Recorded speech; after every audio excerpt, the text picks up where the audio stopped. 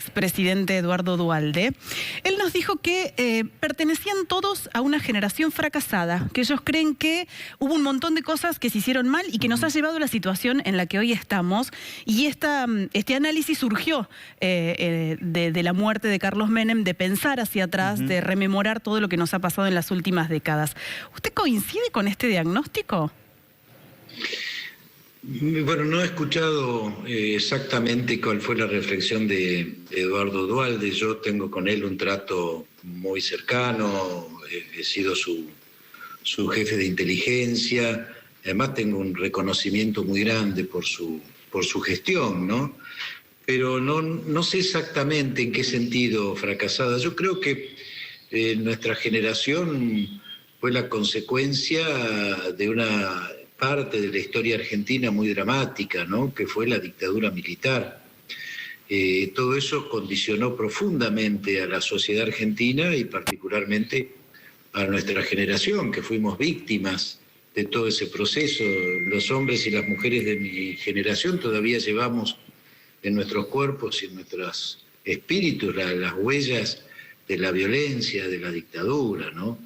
Y eso ha marcado muy fuerte, tuvimos que salir de todo ese proceso.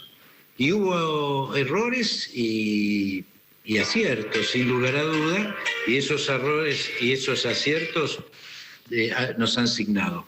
Yo no creo que haya sido un fracaso total, obviamente sí hemos tenido consecuencias dramáticas y también aciertos, ¿no? Lo que pasa, para mí fundamentalmente, lo que ha pasado en la Argentina es la discontinuidad en las políticas.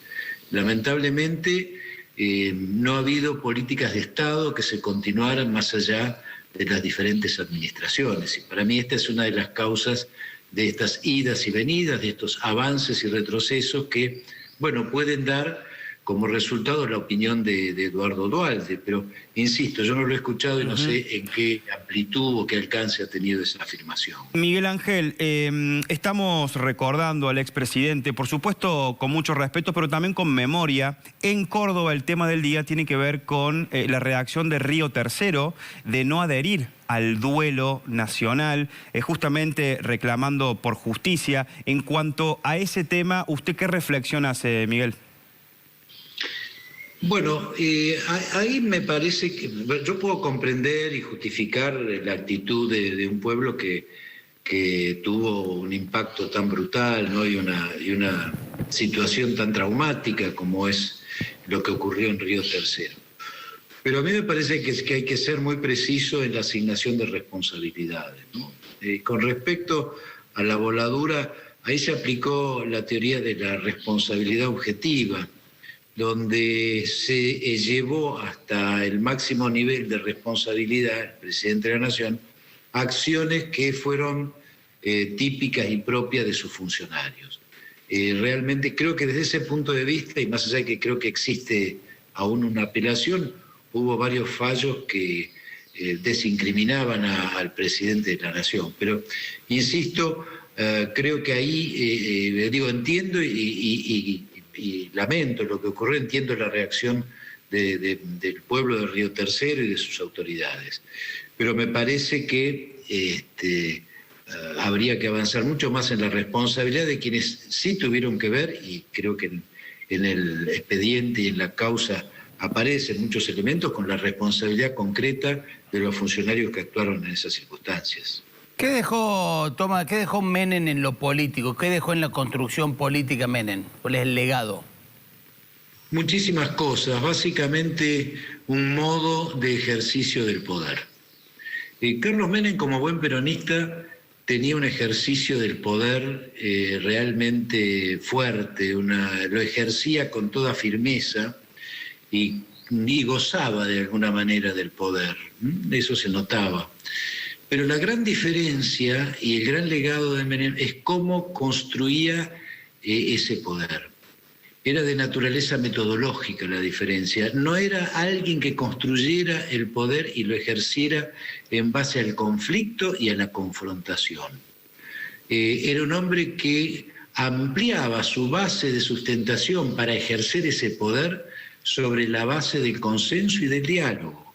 no era confrontativo, al contrario, seducía, tenía una actitud de diálogo, de escucha, escuchaba realmente y seducía y trataba de incorporar a sus decisiones la mayor cantidad posible de sectores y de personas que en muchos casos expresaban intereses divergentes, pero tenía esa actitud de convocar, esa actitud de escuchar y esa actitud de ampliar su estructura de poder para poder realizar lo que él entendía que era correcto, que es discutible sin duda, pero lo hacía desde ese lugar. Lamentablemente, esa conducta que tuvo mucho que ver con la consolidación democrática de la Argentina y con la continuidad de lo que fue el gobierno de Raúl Alfonsín en ese sentido, lamentablemente en la Argentina no se continuó.